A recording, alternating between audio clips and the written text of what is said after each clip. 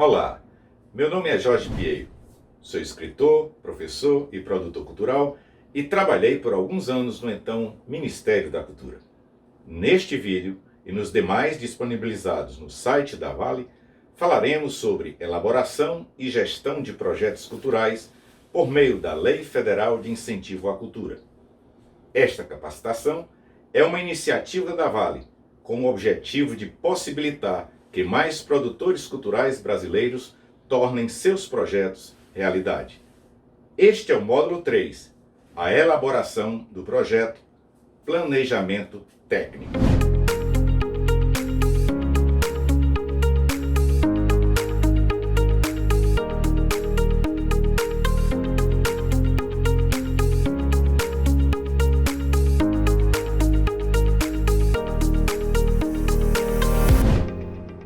Na elaboração do projeto para a Lei Rouanet, assim como em outros projetos, é necessário que as informações técnicas sejam descritas de forma bem clara e completa. Essas informações mostrarão para a Secretaria e técnicos que analisarão o projeto, por exemplo, a capacidade do proponente e da sua equipe em relação às ações propostas. E, claro, isso ajudará a avaliar a viabilidade do projeto. Há muitas formas de apresentar as informações técnicas de um projeto cultural, mas no SALIC elas estão organizadas de uma maneira bem específica. Preste atenção! Alguns campos do SALIC são muito semelhantes a outros e podem até confundir o proponente quando do preenchimento dos dados. Mas não tem nada de complicado. Basta ter atenção e incluir as informações da forma solicitada. Estamos aqui para lhe ajudar nisso. Se você preencher as informações de forma clara e completa e nos campos corretos, facilitará muito a análise de seu projeto pela Secretaria e pelos técnicos que avaliarão suas propostas.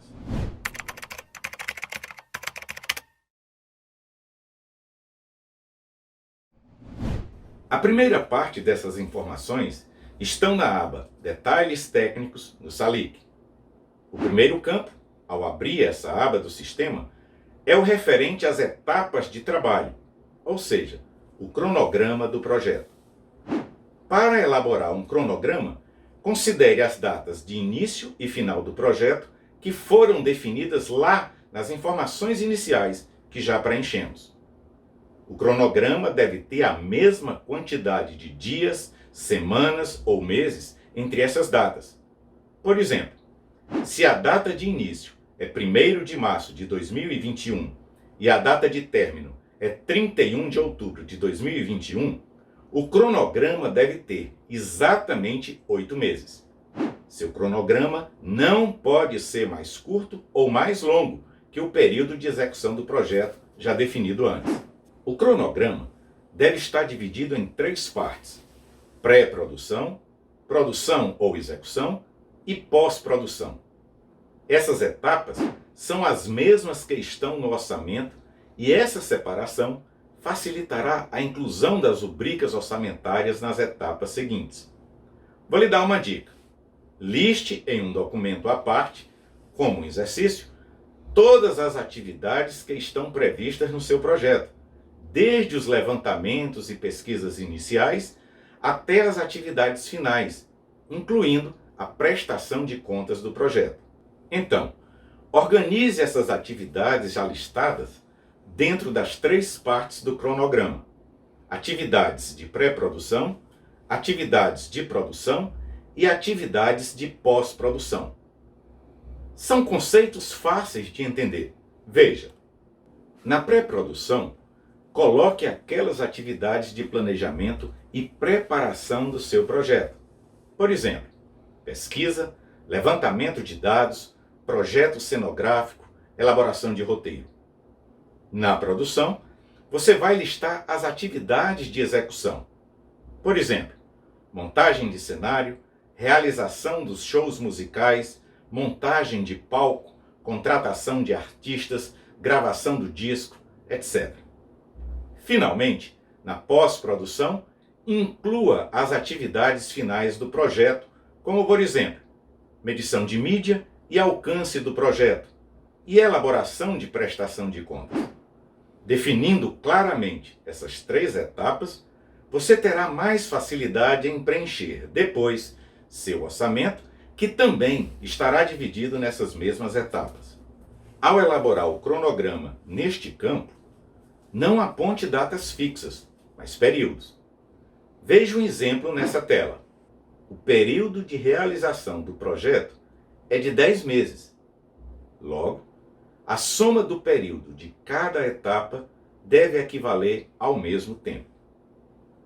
Divida as etapas por período e liste as principais atividades do projeto para cada uma delas, como fizemos aqui. Normalmente, o maior período é o de execução, no qual as ações do projeto de fato acontecem.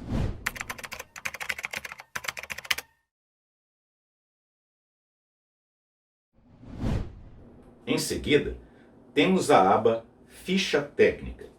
É nela que você vai apresentar a equipe responsável pela realização do projeto. Indique quem são os principais profissionais ou empresas que estarão envolvidos com o projeto e as funções que eles ocupam. Para cada profissional ou empresa, apresente um currículo sucinto, qualificando esse profissional ou essa empresa na função ocupada. O espaço desse campo é limitado, então evite currículos muito longos, sem objetividade. Nesses currículos, foque nas experiências mais relevantes, aquelas que atestam a capacidade técnica do proponente. Ou seja, os currículos devem ser focados nas funções que esses profissionais ou empresas vão desempenhar no projeto. E importante, o proponente, seja a pessoa física ou jurídica em si, ou mesmo dirigente da instituição, deve ocupar funções no projeto, especialmente a função que caracterize que ele é o principal gestor do projeto. Ele pode até ser remunerado por essa função, e isso deverá ser informado nesse campo, bem como a função que ele exercerá no projeto.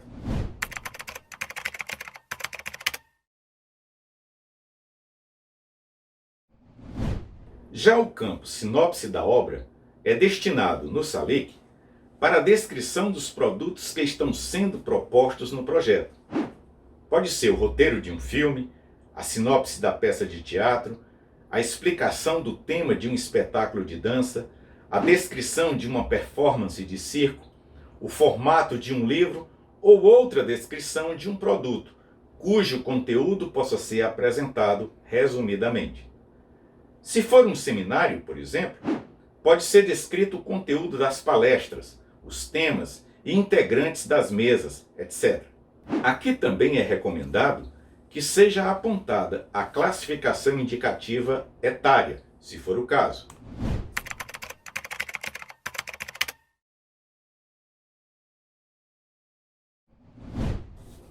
Em especificações técnicas do produto, inclua os dados mais específicos de cada produto previsto no projeto que requer mais especificações. Nesse campo, deve ser incluído, por exemplo, o projeto pedagógico de oficinas ou cursos, o material que será utilizado em uma obra de arte e sua descrição, a descrição técnica de um livro ou coleção, como paginação, papel, tipo de impressão, encadernação, quantidade de volumes, o conteúdo musical com autores e tempo previsto de um disco, ou especificação de encartes que o acompanhem, por exemplo.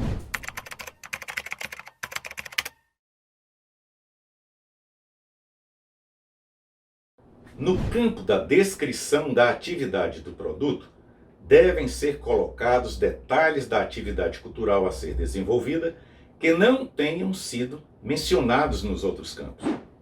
Cabe nesse campo, por exemplo, a programação prevista de um festival de filmes ou uma mostra cultural, a metodologia de uma pesquisa a ser realizada, o formato e os critérios de uma seleção de projetos por edital ou outras informações relevantes sobre as atividades do projeto não incluídas nos itens anteriores. Agora, uma dica importante. É também nesse campo que a CEFIC indica que seja colocada a descrição da contrapartida social, que tratamos no último módulo, tá lembrado?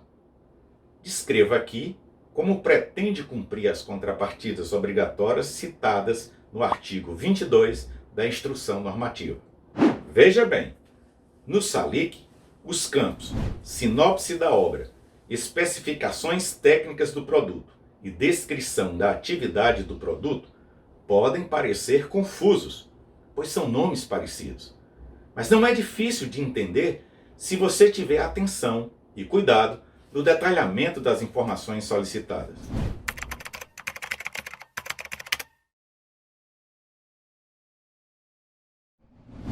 Outras informações é uma aba no SALIC que funciona como um espaço aberto para quaisquer informações extras que você ache relevantes para a análise do projeto. Essa aba não é de preenchimento obrigatório, mas se você acha que há esclarecimentos adicionais importantes para a compreensão do projeto, não deixe de usá-la. Você poderá, por exemplo, explicar a necessidade de contratação de serviços ou equipamentos mais caros que o normal para levar a uma localidade distante onde não haja muitos recursos. Você pode explicar a amplitude de algum produto, por exemplo, que não pode ser repetido no projeto, mas que englobe mais de um segmento cultural. Enfim, se você acha que há informações relevantes sobre o seu projeto que vão contribuir para a compreensão e análise de suas ações e que não couberam em nenhum dos campos anteriores, utilize este espaço do SALIC.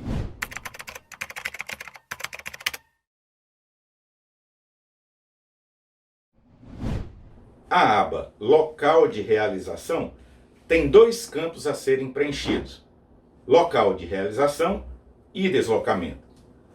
No SALIC, é necessário que sejam definidos os locais de realização dos projetos e os possíveis roteiros de deslocamentos que serão utilizados. Os locais de realização são as cidades, os estados ou países onde haverá ações do projeto. Nessa tela, você deve selecionar primeiro o preenchimento dos locais de realização e, em seguida, poderá inserir os deslocamentos. Ao selecionar local de realização, você vai declarar quais as cidades, estados e países onde serão realizadas atividades no projeto.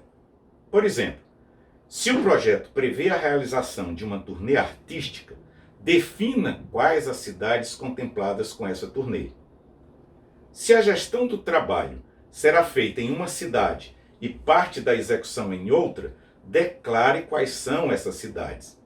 Isso permitirá o lançamento das rubricas orçamentárias nas cidades correspondentes.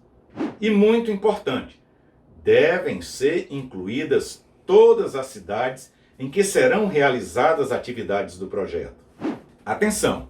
Reforçando, se as atividades do seu projeto forem realizadas em outras cidades diferentes da sede do proponente, como no caso da circulação de espetáculos, você deve incluir todas as cidades por onde o seu espetáculo vai circular. Mas também deve incluir a cidade sede do proponente, mesmo que ela seja apenas o local de gestão do projeto. Isso porque, certamente, você terá despesas que serão realizadas na sede do proponente e outras despesas que serão realizadas nas cidades que compõem a turnê. Esse detalhamento será fundamental na hora de fazer o orçamento do projeto, que vamos explicar no próximo módulo.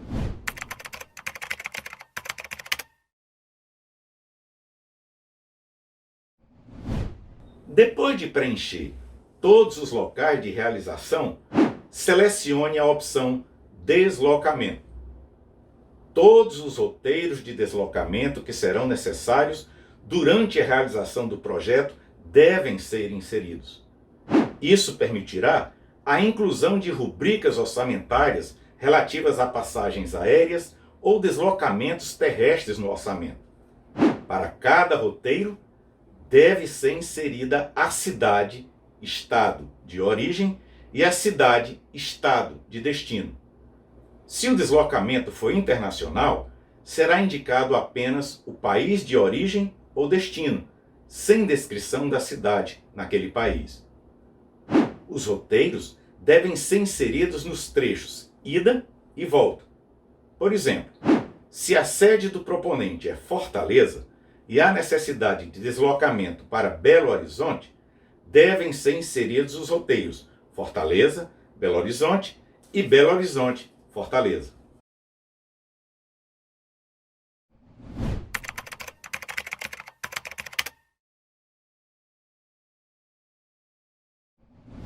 Vamos falar agora sobre a aba Plano de Distribuição. A elaboração de um plano de distribuição para os bens, produtos e serviços culturais que serão produzidos pelo projeto é obrigatória. Esse plano está previsto no artigo 20 da Instrução Normativa e deve descrever, em detalhes, todas as quantidades de ingressos ou produtos culturais que serão distribuídos ou comercializados.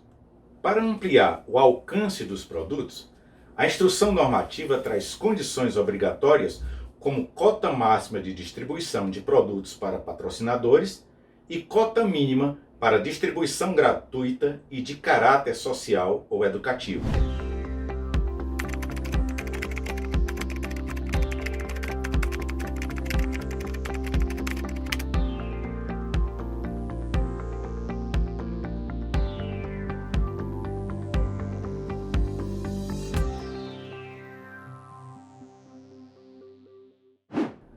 Também há alguns critérios sobre precificação de produtos, como ingressos a serem comercializados para um espetáculo, que você deve conhecer.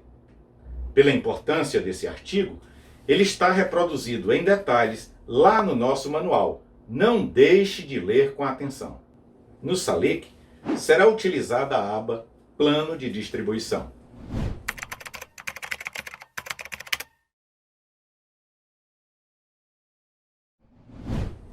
Para registro dos dados de distribuição, a primeira providência é criar o produto. A gente já destacou aqui que a criação dos produtos são a base para muitos dos detalhes descritos no seu projeto. Abra a aba e clique em Novo Produto para abrir a tela Cadastrar Novo Produto. Primeiramente, escolha o produto entre os que estão pré-definidos no sistema. Você encontrará uma variedade enorme de produtos culturais e, com certeza, algum deles vai se encaixar na sua proposta. Se quiser saber de antemão os produtos disponíveis, colocamos em um anexo lá no nosso manual. Uma dica muito importante: a escolha dos produtos do projeto, com área e segmento ao qual pertencem, terá como consequência a definição, pela Secretaria, da classificação em artigo 18 ou artigo 26. Esse tema foi tratado no módulo 1. Observe os produtos listados no anexo 4 da Instrução Normativa número 2, onde estão detalhados os segmentos culturais que podem ser enquadrados no artigo 18 da lei. Os demais segmentos, não listados no anexo 4, serão enquadrados no artigo 26. Mas lembre-se, para que o enquadramento seja feito no artigo 18 e o projeto possa oferecer 100% de incentivo fiscal ao patrocinador, o produto principal precisa realmente ser o mais relevante no projeto, inclusive seu peso no orçamento do projeto, sozinho ou somado a outros produtos que também façam parte do artigo 18 da lei. Então vamos lá. Após a escolha do produto, defina se ele é o produto principal do projeto. O produto principal é aquele mais relevante, traduzida essa relevância também no orçamento. O sistema só permite a definição de um único produto principal. Por exemplo, se o projeto propõe realizar uma exposição de arte, mas vai também produzir um catálogo dessa exposição, o produto exposição de arte é o produto principal e deve ser marcado sim no campo específico. o catálogo, será considerado um produto secundário. Deve ser marcado não em produto principal. Vamos escolher o produto apresentação musical. Escolha uma área entre as 7 opções. Aqui vamos escolher, por exemplo, música. Dependendo da escolha da área, o campo segmento oferece as opções relacionadas que devem ser indicadas pelo proponente. Vamos escolher música instrumental. No anexo 3 do manual, você encontra uma lista dos segmentos relacionados por área. Assim, poderá se preparar melhor, verificando as opções antecipadamente para uma escolha mais assertiva. E, finalmente, o último campo é transmissão em canal aberto, usado para projetos de audiovisual. E não estamos falando de uma cobertura de imprensa ou oportunidade de transmitir uma parte ou um espetáculo, mas de algo que seja parte planejada do projeto. Se o projeto não prevê a transmissão em canal aberto, deixe marcado não. Ao final, clique em salvar para criar o produto no sistema. Pronto! Você já tem um produto criado. Nesse momento, o projeto oferece 4 opções em 4 botões distintos na frente de cada produto. Visualizar resumo do detalhamento, detalhar produto, editar produto e excluir produtos e detalhamentos. A próxima etapa é então o detalhamento do produto, onde são previstas as quantidades de distribuição e os valores cobrados, se for o caso, obedecendo aos percentuais previstos no artigo 20 da Instrução Normativa. Vamos lá? Você deve clicar no botão da lupa para isso. Para cada produto, o sistema oferece o preenchimento das quantidades em cada cidade que foram previamente cadastradas, quando foram preenchidas as informações sobre os locais de realização. Nesse projeto, cadastramos a cidade de Marabá, no Pará. Então, selecione a cidade e clique em Novo Detalhamento para abrir a tela Cadastrar Novo Detalhamento. O primeiro campo é tipo de venda. Escolha entre ingresso e exemplar. Na opção ingresso, que vamos escolher aqui, o proponente deve preencher mais 3 campos. O tipo de local de apresentação, aberto ou fechado, para identificar se o local é aberto. Um parque, uma praia, um palco ao ar livre, ou fechado, um teatro, um circo, um local que tenha controle de entrada. Espaço público, sim ou não, para identificação se o espaço é público ou privado. E deixamos por último a opção distribuição será totalmente gratuita, que identifica se haverá ou não comercialização dos ingressos. Se marcamos sim, repare que desaparece as opções sobre preço. Se marcamos não, deveremos preencher as opções sobre preços. Para ensinar para vocês a parte mais complicada, vamos marcar não e fazer a precificação dos ingressos de acordo com as normas.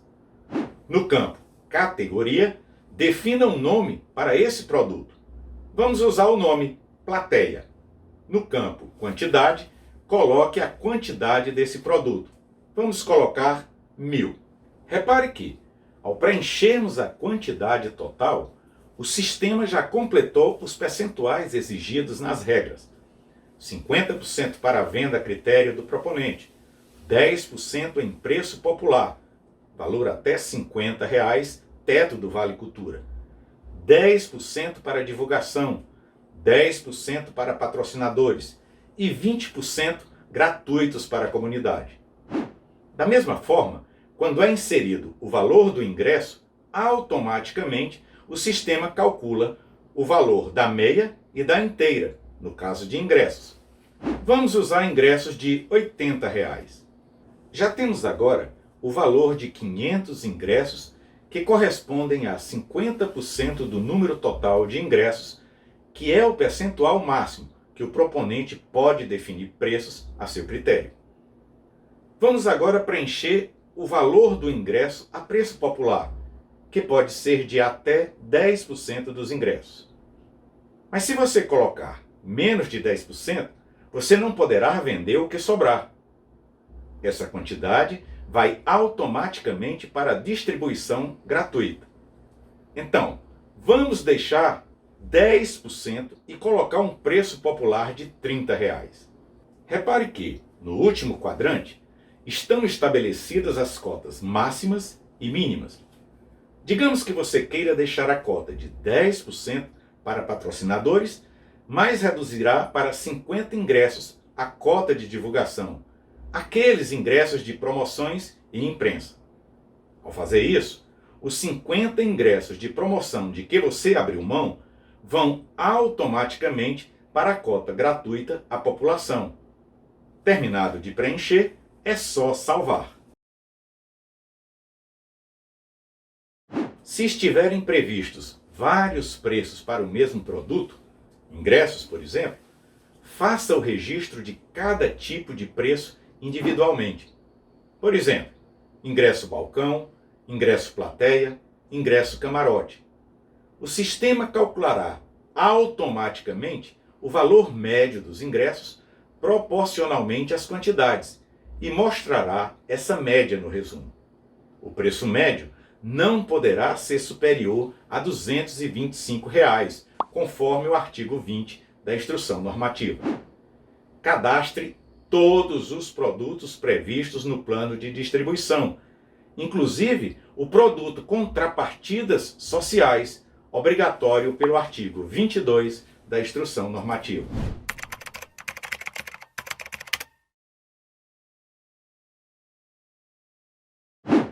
A aba Anexar documentos é a próxima que vamos tratar. Nesse campo, só podem ser anexados arquivos em PDF e todos devem estar bem identificados. A documentação que deve ser anexada está descrita na Instrução Normativa. São dois tipos de documentos, aqueles relativos ao proponente e aqueles que se referem à proposta apresentada. A descrição dos documentos do proponente está no anexo 3 da Instrução Normativa número 2 e também colocamos em nosso manual, para facilitar a sua vida. Veja lá, no módulo 3. Já os documentos relativos à proposta mudam de acordo com a área e o segmento cultural. A lista é grande, mas nem todos listados se aplicam a seu projeto. Faça uma leitura atenta do anexo 3 da Instrução Normativa para identificar tudo o que precisa ser anexado e enviado. Antes de fechar este módulo de informações técnicas sobre a elaboração do projeto, vamos registrar algumas informações importantes que você deve levar em consideração no momento em que estiver elaborando e executando o seu projeto.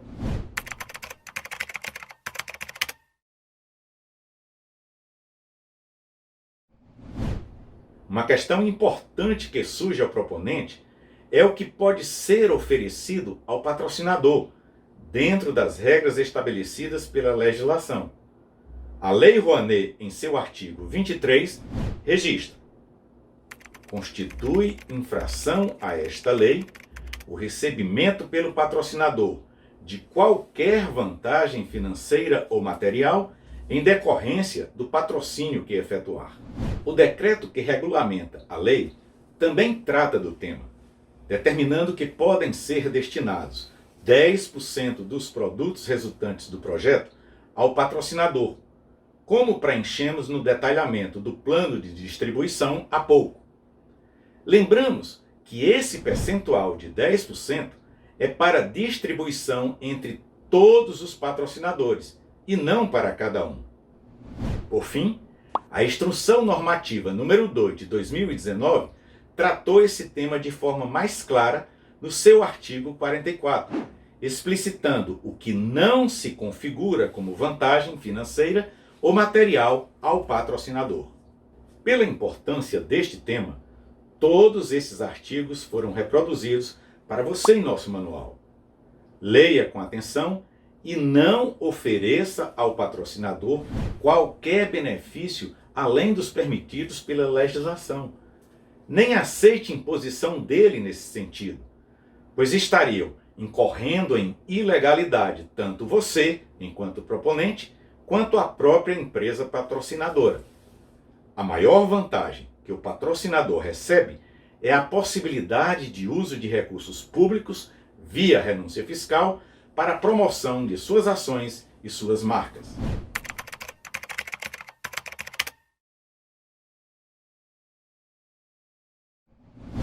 O Programa de Cultura do Trabalhador, conhecido como Vale Cultura, criado pela Lei 12.761 em 2012, deve ser observado na elaboração do projeto, pois ele é citado em vários artigos da Instrução Normativa.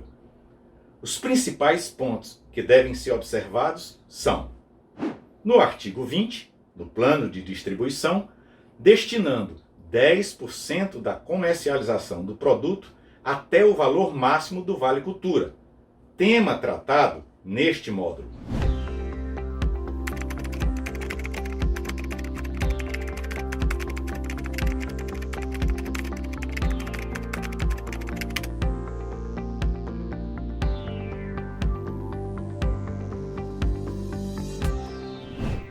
No artigo 2º, na destinação do Vale Cultura para pessoal contratado no projeto com vínculo empregatício.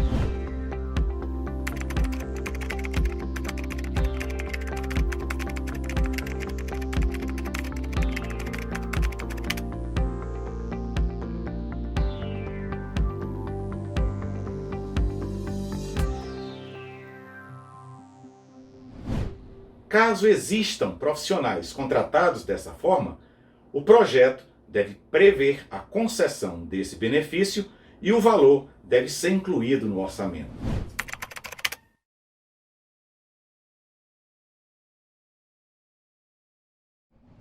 Por fim, vamos falar das vedações impostas pelas normativas para aprovarmos um projeto cultural no mecanismo de incentivo.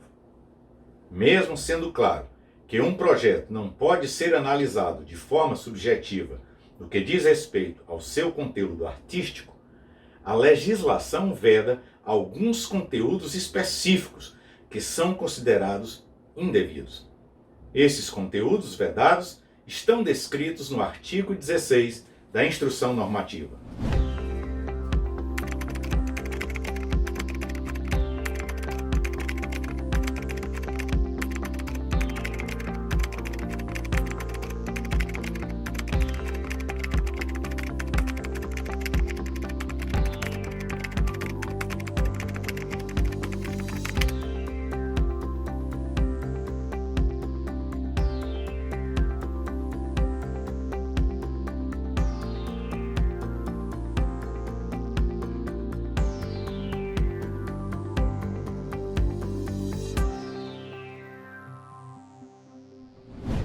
Este foi o módulo 3 da nossa capacitação. Espero que esteja aproveitando até aqui. A gente se vê no próximo vídeo, em que falaremos sobre o orçamento do projeto. Até breve!